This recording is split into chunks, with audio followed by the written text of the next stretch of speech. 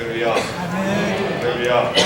거룩한 주일 아침에 하나님 앞에 나와 예배하시는 저와 여러분 모두에게 하나님의 크신 은혜와 위로와 평강이 가득하시기를 주님의 이름으로 축원합니다. 축원합니다. 옆에 계신 분들하고 한번 인사해 보실까요? 이렇게 한번 인사해 보시죠. 평안합시다. 이렇게 한번 인사해 보시기 바랍니다. 한 번만 더 인사해 주시기 바랍니다. 성령 충만합시다. 이렇게 한번 인사해 주시기 바랍니다. 성령 충만합시다. 소리가 잘 들리시나요? 작지 않나요? 작아요? 여기서는 많이 올렸는데 저 위에서 좀 올려줘야 돼요. 어제도 이제 조문을 다녀왔습니다. 이번 주에는 조문을 두 군데를 다녀왔는데 한 군데는 전라도, 한 군데는 경상도. 그것도 이제 돌아오니까 다 새벽에 돌아왔어요. 어제도 이제 새벽에 12시 넘어서 도착을 했는데 주일 설교 준비가 잘 안 됐거든요. 이번 주에 너무너무 좀 바빠서 그래서 또 12시에 와서 사무실에 들어가서 그 준비를 하고 오늘 아침에 나왔습니다. 그래서 제 얼굴이 조금 부어 보이더라도 조금 이해하시고 제가 이렇게 밑에 까는 이유가 뭐냐면 요거 하려고 그러는 거예요.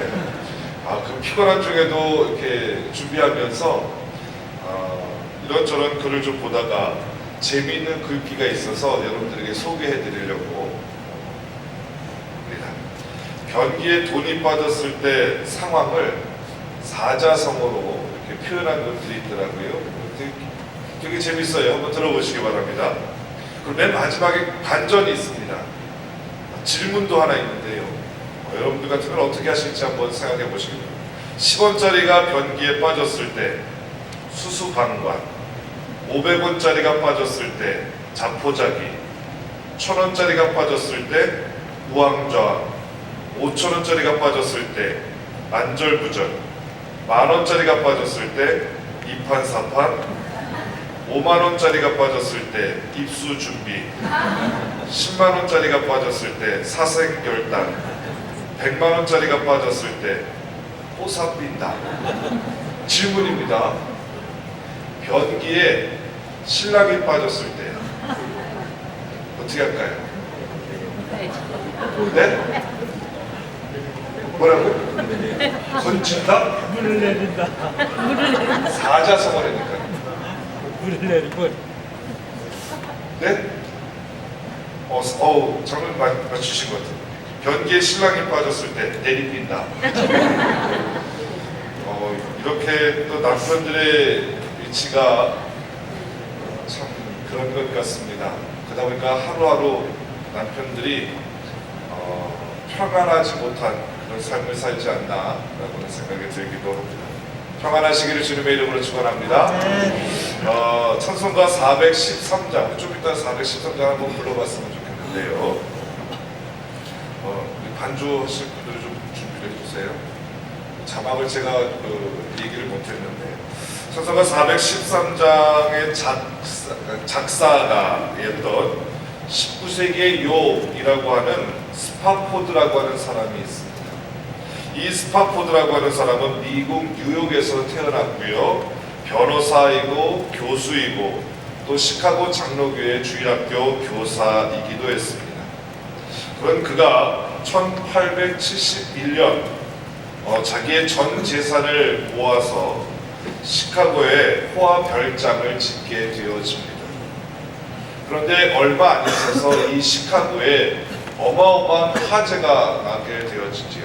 시카고 전역에 이 화재로 말미암아 큰 재앙이 있었습니다.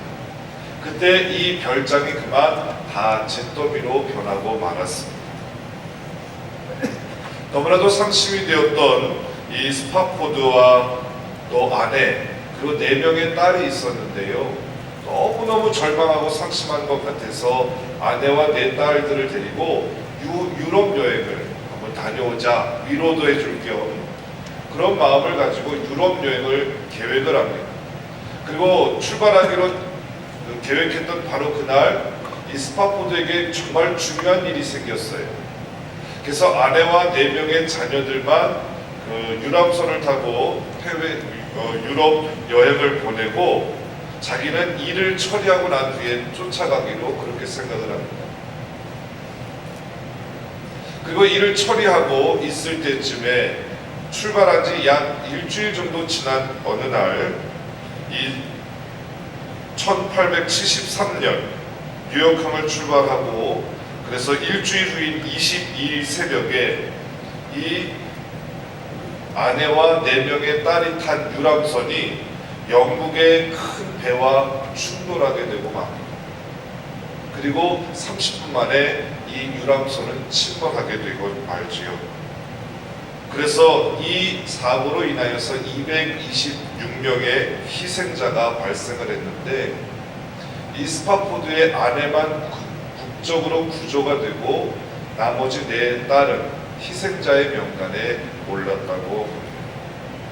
이 소식을 전해들은 스파포드가 너무나도 당황한 나머지 그 아내가 구조되어지고 또 4명의 딸이 숨진 그곳으로 허겁지겁 달려가서 그곳을 이렇게 쭉 둘러봅니다. 그리고 배를 타고 그 사고 지역을 둘러보면서 엉엉 울게 되어지지요.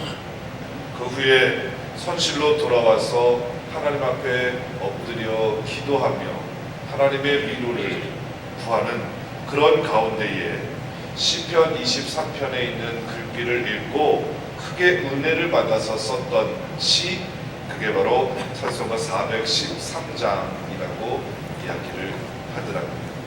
우리 413장 우리 같이 한번 1절만 찬양을 해봤으면 좋겠습니다. 413장입니다.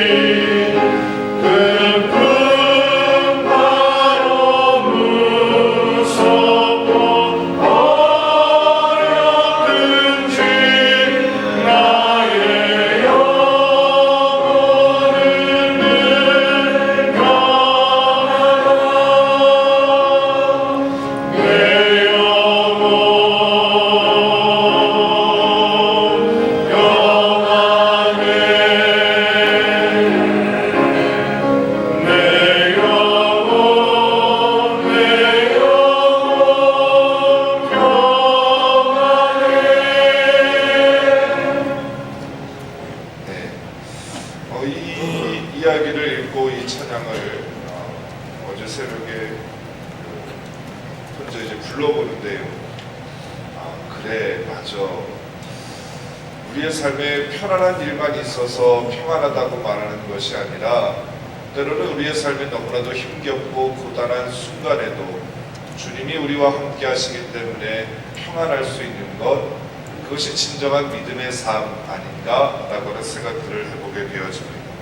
사랑하는 성도 여러분, 주님이 주시는 평안을 누리시기를 주님의 이름으로 축원합니다. 네, 가정에서 겪는 관계의 어려움, 또 일터에서, 교회에서, 학교에서, 세상에서, 사회에서 갖가지 여러분들이 처한 환경 속에서 부딪히는 이런저런 문제들 속에서도 그럼에도 불구하고 평안을 선포하고 평안을 고백하는 그런 저와 여러분들의 삶이 되어질 수 있기를 주님의 이름으로 축원합니다.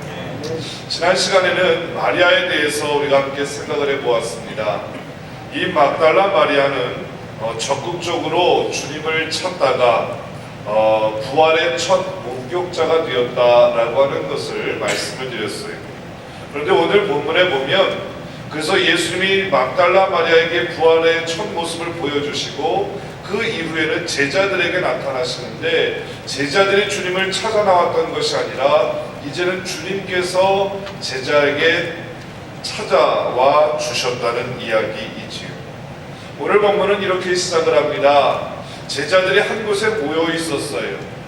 그리고 주님이 자신들을 어떻게 만나 주실까 때로는 기대하고 있었는지도 모르겠습니다. 근데 오늘 본문 19절 말씀을 같이 한번 읽어보시겠습니까? 오늘 본문 19절입니다. 함께 읽도록 하지요. 이게 있습니다. 시작.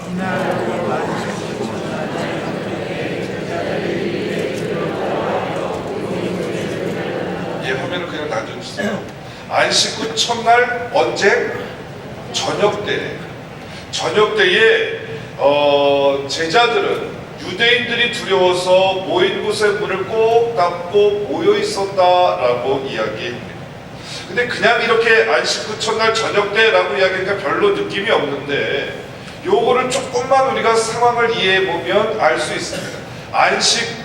안식일 그 다음날 새벽에 막달라 마리아가 예수님이 묻혀있던 장사지냈던 그 무덤으로 가지요. 그랬더니 무덤의 문이 열려 있었고 그 안을 들여다보았더니 예수님의 시신이 없었어요. 너무너무 놀란 나머지 제자들에게 달려왔고 베드로와 요한에게 이야기하니까 베드로와 요한이 뛰어와 온 거예요. 그럼 베드로와 요한이 정말 예수님의 무덤 안에 들어가 봅니다. 그랬더니 예수님의 시신을 쌌던 그런 천들은 있는데 예수님이 보이지 않는 거예요. 어디 가셨지? 어디 가셨지? 베드로와 요한은 예수님의 시신이 없는 것을 보고 기이 여기고 돌아갑니다. 그리고 난 이후에 막달라 마리아가 부활하신 주님을 직접 목격하게 되어지지요. 처음에는 부활하신 주님을 만났음에도 부활하신 주님인지 알아보지 못했던 마리아입니다. 근데 마리아야 라고 이야기하니까 마리아의 눈이 열려져서 주님을 알아보게 되어지는 겁니다. 주님 부활하셨군요. 너무너무 기쁜 마음으로 주님과 대화합니다. 그리고 그 막달라 마리아는 다시 제자들에게로 쫓아가서 예수님이 부활하셨다라고 이야기를 전합니다. 이것이 안식일 다음날 아침에 있었던 일이에요. 자, 조금 상황을 정리해 볼까요? 베드로와 요한은 예수님의 무덤에 갔습니다. 그리고 그 무덤이 비어있는 것을 보았습니다. 뿐만 아니라 막달라 마리아를 통해 예수님이 뭐 하셨다고 하는 것을, 부활하셨다고 하는 소리를 전해 들었습니다. 자, 이것이 안식일 다음날 새벽에 있었던 일이라면, 그러면 베드로와 요한은 예수님의 부활의 사건을 인하여 기뻐하며 담대하고 즐거워야 되지 않았을까요? 근데 오늘 본문 19절에 보니까 안식 후 첫날 저녁 때가 되었음에도 불구하고 제자들이 누구를 두려워하였다고요? 유대인들을 두려워하여 모인 곳의 문을 닫아놓고 있었다라고 이야기합니다. 왜 닫아놓고 있었을까요? 부활의 소식을 듣고도 주님을 죽인 자들이 혹시 자기들도 죽이지 않을까 무서워하고 있었기 때문입니다. 여러분, 그런데 이것이 오늘을 살아가는 저와 여러분들의 모습은 아닙니까? 저와 여러분들의 마음속에 부활하신 주님을 믿고 살아가고 있습니다.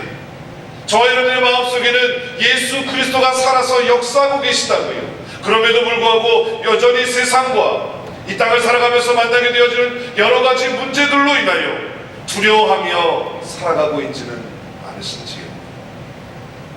부활의 소식을 듣고 예수의 무덤이 비어있다고 하는 사건을 분명히 목격했던 제자들이었음에도 불구하고 여전히 두려움에 빠져 있었던 제자들, 마찬가지로 오늘 저와 여러분의 마음속에 주님이 살아서 역사하고 계시건만 그럼에도 불구하고 우리는 세상 가운데서 이런저런 문제들 때문에 염려하며 두려워하며 살아가고 있다는 이야기이지요.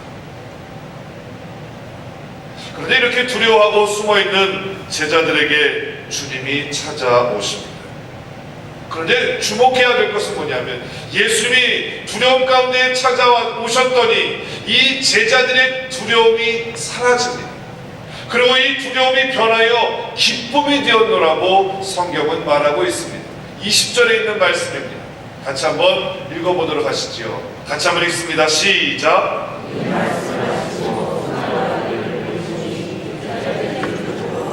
예, 부활의 주님 소식은 들었지만, 부활하신 주님에 대한 이야기는 들었지만 여전히 두려워하고 있던 자들에게 주님이 찾아오십니다. 직접 손수 찾아오셔요. 그랬더니 두려움에 사로잡혀 있던 제자들이 기뻐하더라 라고 성경은 우리에게 말해주고 있지.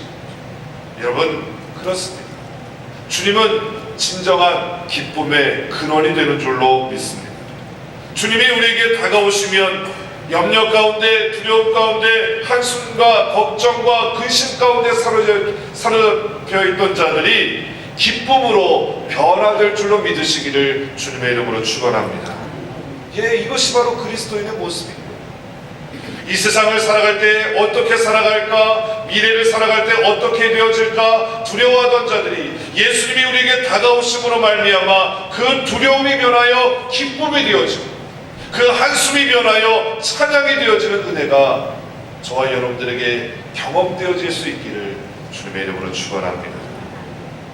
그러면 이 부활하신 주님께서 제자들에게 찾아오십니다. 근데 오늘 말씀에서 정말 주목해야 될 것은 뭐냐면 부활하신 주님이 제자들을 찾아오셔서 세 가지의 말씀을 하고 계시다는 거예요. 몇 가지의 말씀이요?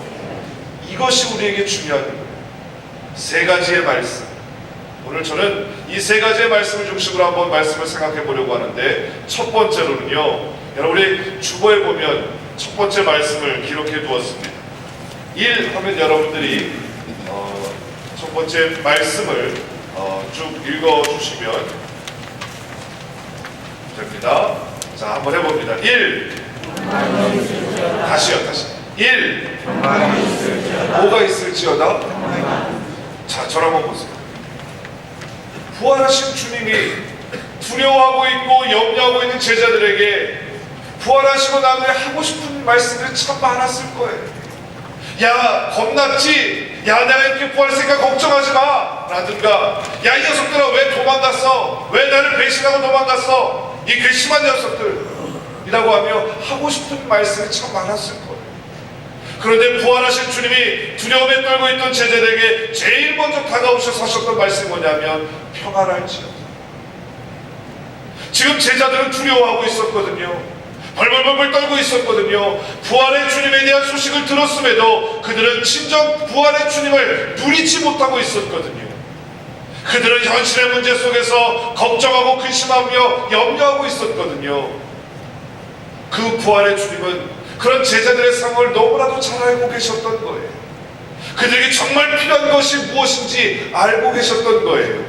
그래서 주님은 부활하신 주님이 제자들을 만나서 첫 번째로 하셨던 말씀이 평안할지어다, 평강이 있을지어다 라고 말씀하시는 겁니다. 이 말씀은 주님은요, 우리가 염려하고 근심하며 걱정하고 있다는 것을 이미 알고 계시다는 거예요.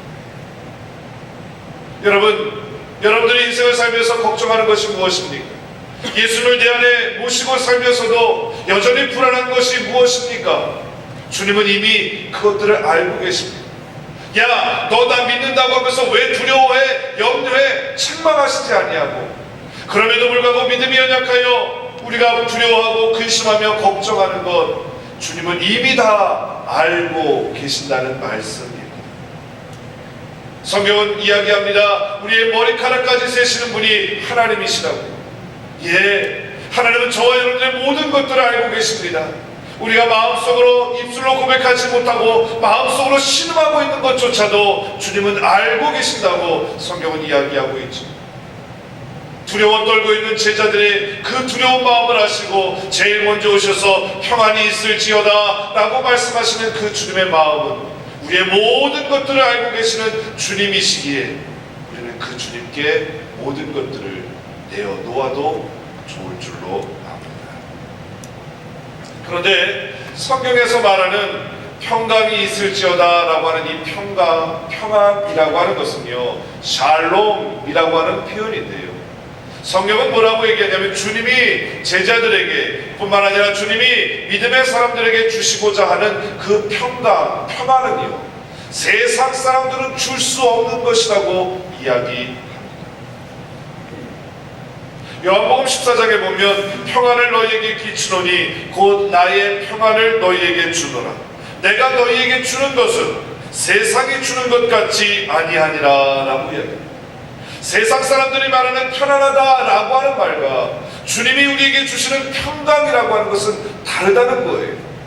세상이 주는 편안함이라고 하는 것은 아무런 문제가 없는 상태를 편안이라고 이야기합니다. 그러나 주님이 우리에게 주시고자 하는 평안은 아무런 문제가 없는 상태에서 편안함을 느끼는 그 평안이 아니라 때로는 너무나도 요동치는 문제 앞에서 전쟁과 병 중에서도 우리 주님으로 말미암아 누릴 수 있는 그런 흔들림 없는 마음, 그것이 바로 평안이라고 말할 수 있지. 또 빌립보서 4장 6절에서 7절 말씀, 제가 참 좋아하는 말씀 중에 하나인데요. 아무것도 염려하지 말고 오직 모든 일에 기도와 간구로 너희 구할 것을 하나님 앞에 감사함으로 아뢰라. 그리하면 모든 지각에 뛰어난 하나님의 평강, 염려하지 말고 감사함으로 기도해라. 그리하면 하나님의 평강이 그리스도 예수 안에서 너희 마음과 생각을 지켜주신다. 염려하지 말고 기도하면 하나님의 평강이 너희에게 임하여진다는 거예요. 그래서 그 평강으로 너희의 마음을 지키고 보호해 줄 수 있다는 이야기지. 그러게 여러분, 믿음의 사람들에게서 가장 필요한 것은, 세상적으로 잘 되는 것보다 정말 필요한 것은 주님이 주시는 평강인 줄로 믿으시기를 주님의 이름으로 축원합니다.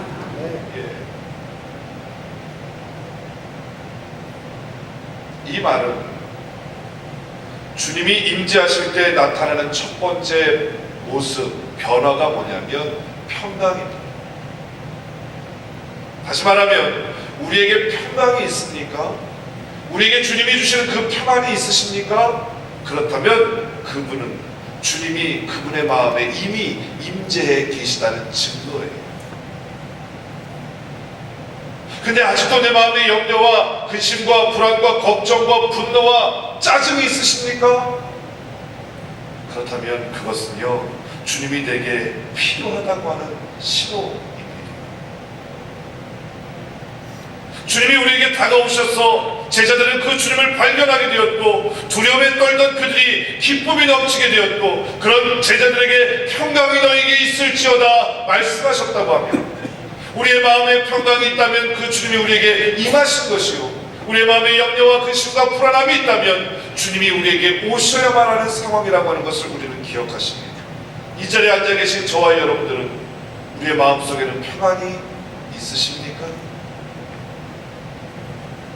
아무런 문제가 없어서 평안이 아니라 요동치는 수없이 많은 문제들 가운데도 그럼에도 불구하고 흔들림 없는, 요동치 아니하는 그런 마음의 고요함 있으십니까? 이 아침에 주님 앞에 온전히 예배하다가 또 이 시간에 함께 기도하다가 주님이 믿음의 사람들에게 주시겠다고 말씀하셨던 이 평안이 저와 여러분들의 마음 가득히 임하여질 수 있기를 주님의 이름으로 축원합니다. 우리에게 이것이 필요합니다. 두 번째입니다. 자, 주보를 한번 보세요. 이 하면 여러분들이 말씀하시는 겁니다. 이, 다시요. 이, 참 우리 주님은 너무너무 기가 막힌 말씀을 하십니다.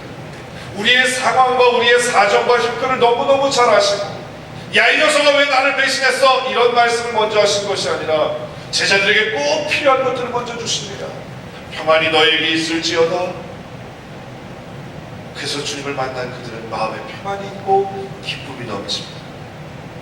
그리고 나서 예수님께서 하셨던 말씀이 뭐냐면 사명을 확인시켜주고 있어요.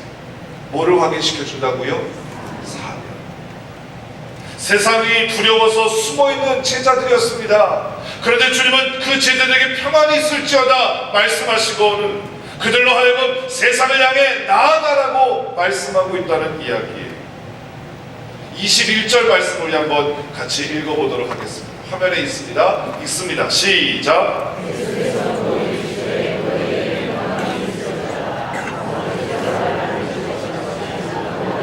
예, 아버지께서 나를 보내셨던 것 같이 나도 너희를 보내노라.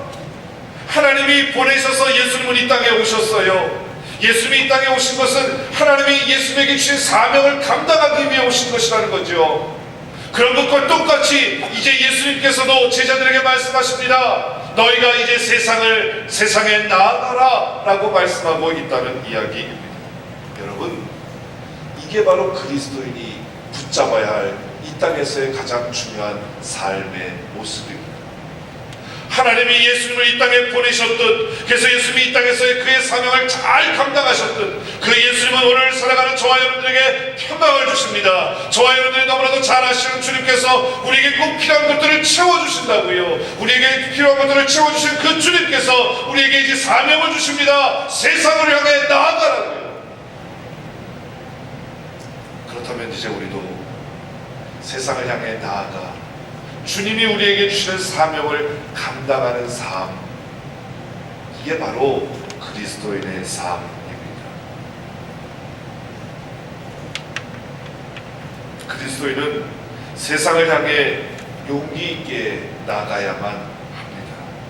세상이라고 하는 것은 바로 우리 그리스도인들이 사명을 펼쳐야 할 무대라고 말할 수 있죠. 여러분, 저와 여러분들의 신앙은 교회 안에서만 신앙이 되어서는 안 돼요. 저와 여러분들의 믿음은 교회 안에서만의 믿음이 되어서는 안 돼요. 교회 안에서 우리의 신앙을 갈고 닦고 훈련하고 무장하고 난 다음에 이제 우리의 신앙과 우리의 믿음으로 세상을 향해 나아가서 세상 가운데 세상 사람들 앞에서 우리의 믿음을 보여주고 우리의 신앙을 보여줌으로 말미암아 세상 사람들을 변화시키는 그런 모습이 우리에게 필요하다는 거예요. 교회 안에서만 믿음의 사람이라고, 교회 안에서만 믿음이 있다라고 이야기한다면 그런 사람은 세상 속에서 빛과 소금의 역할을 감당할 수 없을 겁니다. 주님은 우리에게 말씀하고 계십니다. 너희는 세상의 빛이요 소금이라. 너희는 교회 안의 빛이 소금이 아니라 너희는 세상의 빛이고 세상의 소금이 되어야 된다라고 말씀하고 계십니다. 우리의 사명은 교회 안에서 이러쿵 저러쿵 하는 것이 아니라 이제 우리는 교회 밖으로 나가서 주님이 우리에게 주신 사명을 감당해야 하는 그런 그리스도인입니다. 직장에서 우리는 하나님이 우리를 직장으로 보내신 그곳이 선교지라고 하는 생각을 가지고 직장에서 주님의 영광을 드러내야 될 거예요. 학교에 가는 학생들은 그것이 바로 주님이 나에게 보내신 선교지라고 하는 생각을 가지고 바로 그곳에서 주님의 영광을 드러내야 될 거예요. 우리는 주님이 우리를 보내신 바로 그곳에서 그것이 바로 선교지라고 생각을 하고 그곳에서 믿음의 삶을 믿는 사람다운 그런 모습을 보임으로 세상에 선한 영향력을 끼쳐야 한다는 이야기이죠. 근데 교회 안에서는 주님 믿습니다 믿습니다 말하지만 세상 가운데 나가서는 세상 사람들하고 똑같은 삶을 산다면 그것은 주님이 우리에게 주신 사명이 아닙니다. 사랑하는 성도 여러분, 우리에게 필요한 평강을 주셨던 그 주님은 그 평강을 주시고 난 후에 우리에게 사명을 주십니다. 결국 주님은 우리에게 사명을 주시기 위해서 먼저 우리에게 필요한 것들을 헤아리시고 우리에게 필요한 것들을 공급해 주셨다라고 말할 수 있어요. 그렇다면 이제 주님께로부터 우리가 살아가는 데 필요한 것들을 공급받은 저와 여러분들의 삶의 가장 중요한 목표가 되어지는 것, 주님이 우리에게 맡겨주신 사명을 감당하며 살아가는 삶입니다. 저와 여러분들이 우리 영국교회에 주신 사명이 뭘까요? 예배와 전도로 부천의 장자교회가 되어지는 것입니다. 예배에 목숨을 걸 줄 알고 전도하는 일에 최선을 다할 줄 알아 이 마지막 시대에 부천의 많은 사람들에게 선한 영향력을 끼칠 수 있는 그런 장자교회 말입니다. 주님은 오늘도 영국교회 성도들인 저와 여러분들에게 이야기합니다. 너에게 평강이 있을지어다. 그리고 너희들은 차차 부천의 장자교회가 되어라 말씀하고 계시는 줄로 압니다. 그 주님의 말씀을 기억하고 이 땅 가운데서 장자교회로서의 사명을 잘 감당하는 영국교회 모든 성도님들 되어질 수 있으시기를 주님의 이름으로 축원합니다. 자, 마지막 세 번째 한번 보도록 합니다. 성령을 받으라. 다시 한번요. 성령을 받으라. 예, 성령을 받으라 라고 이야기합니다. 자, 여러분, 주님이 우리에게 어마어마한 사명을 주셨어요. 부천의 장자교회 되어지는 사명, 이것은 우리의 힘과 우리의 능력과 우리의 노력과 우리의 열심과 우리의 방법 가지고는 절대로 되어질 수가 없는 거예요. 주님은 이것을 이미 알고 계십니다. 사명을 주셨지만 그 사명을 감당할 만한 능력이 제자들에게는 없다라고 하는 것을 주님은 아셨어요. 그래서 주님이 나도 너희를 세상에 보내노라 말씀하시고 난 이후에 주님께서 하셨던 말씀이 22절에 있습니다. 같이 한번 읽어보도록 하시죠. 앞에 화면에도 있습니다. 읽습니다. 시작. 이 말씀하시고 그들을 만나사 나도 너희를 보내노라 라고 하는 이 말씀을 하시고 그들을 향하여 숨을 내쉬며 이르시되 성령을 받으라 라고 주님은 말씀하고 계시다는 사실입니다. 이 성령, 이것이 없으면 세상에 나아가기가 두렵습니다. 또 세상에 나아간다고 해도 사명을 감당할 수가 없습니다. 제자들이 주님이 주셨던 그 말씀대로 세상을 향해 용기 있게 나아갈 수 있었던 비결은 바로 그들에게 성령 충만이 있었기 때문이지요. 제자들이 바로 이 성령의 충만함을 받고 나서 담대하게 세상 가운데 나아가 예수 그리스도의 부활을 증거하고 복음을 증거하는 증거자의 삶을 살 수 있었던 것입니다. 이 성령의 충만함을 받으라라고 하는 이 사건 이후에 두려워하던 제자들의 모습은 온데간데 없이 오직 담대함과 기쁨과 성령의 충만함과 마음의 평안함을 가지고 때로는 자기들을 핍박하고 자기들을 손가락질하고 자기들 향해 돌을 던지는 자들을 향해서도 담대히 복음을 증거할 수 있는 놀라운 변화가 제자들에게 나타나게 되어집니다. 그 뒤로 그들은 더 이상 두렵지 않았고 사망의 음침한 골짜기에서도 평강을 누릴 수 있었습니다. 사랑하는 성도 여러분, 성령을 받으면 아픔을 오히려 기쁨으로 여기게 됩니다. 성령의 충만함을 받으면 고난이 우리에게 다가온다 할지라도 이 고난이 기쁨의 전 단계라고 하는 것을 알고 기뻐하게 되어집니다. 성령의 충만함을 받으면 손해보고 희생하는 것도 기뻐할 수 있는 마음이 준비가 되어지는 것이지. 여러분, 성령 충만을 오해하지 마십시오. 많은 사람들의 이미 머릿속에 있는 성령 충만이라고 하는 것은 나타나는 현상일 뿐이지, 성령 충만의 가장 중요한 근거와 원동력은 우리가 방언을 하고 통변을 하고 이런 것들이 성령 충만의 모습이 아닙니다. 성령 충만은 내가 변하는 거예요. 누가 변하는 거예요? 내가 변하는 거예요. 지금 제자들은 두려워서 문을 꾹꾹 닫고 있었습니다. 근데 부활하신 주님이 제자들에게 오셔서 평안할지어다, 내가 너희를 세상에 보내노라, 성령의 충만함을 받으라 라고 이야기하였다.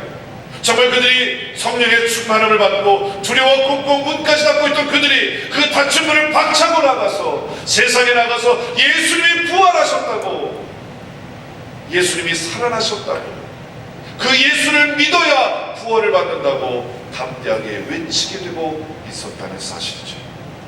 성령의 충만은 세상이 바뀌어지는 것이 아니라 내가 달라지는 것입니다. 상황이나 세상은 여전히 변함이 없다 할지라도 성령의 충만함으로 내가 바뀌고 내가 변화되는 것입니다. 걱정과 근심과 고난의 문제들이 여전히 내 삶에 있지만 세상을 보는 눈이 달라지고 문제를 대하는 자세가 달라지는 것, 그것이 바로 성령 충만이라고 성경은 우리에게 말해주고 있습니다.